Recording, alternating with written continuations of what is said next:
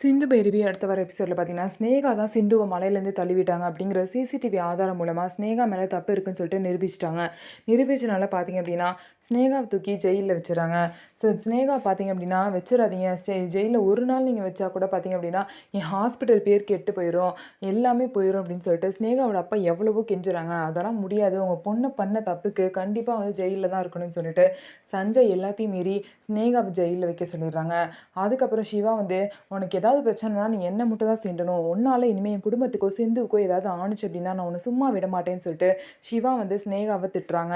இன்னொரு சைடு பார்த்தீங்க அப்படின்னா, இது எல்லாத்துக்கும் சஞ்சய் தான் காரணம். சஞ்சய் மாதிரி ஒரு நல்ல பையன் உனக்கு ஃப்ரெண்டாக கிடைக்க நீங்கள் ரொம்ப கொடுத்து வச்சிருக்கணுமா, இனிமேல் சஞ்சய் உன் ஃப்ரெண்டு மட்டும் இல்லை நம்ம குடும்பத்தில் ஒரு ஆள் அப்படின்னு சொல்லிட்டு அன்னபூர்ணி வந்து சொல்லுவாங்க.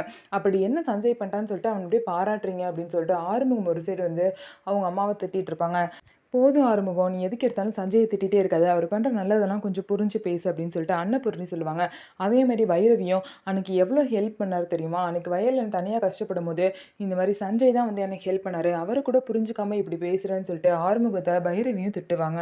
ஆனால் இன்னும் சஞ்சயை பற்றி பைரவிக்கு ஃபுல்லாக தெரிய வரல. அதனால தான் பைரவி வந்து பார்த்திங்கன்னா சஞ்சய்க்கு சப்போர்ட் பண்ணுறாங்க. ஸோ இதுக்கப்புறம் என்ன நடக்க போகுது, இனிமேல் அதாவது ஸ்னேகா வந்து அடங்கி இருப்பாங்களா அப்படின்னு சொல்லிட்டு வெயிட் பண்ணி பார்க்கலாம். நம்ம வீடியோ உங்களுக்கு பிடிச்சிருந்தா நம்ம வீடியோவை லைக் பண்ணிக்கோங்க, மறக்காம நம்மளோட சேனலை சப்ஸ்கிரைப் பண்ணிட்டு பாருங்கள்.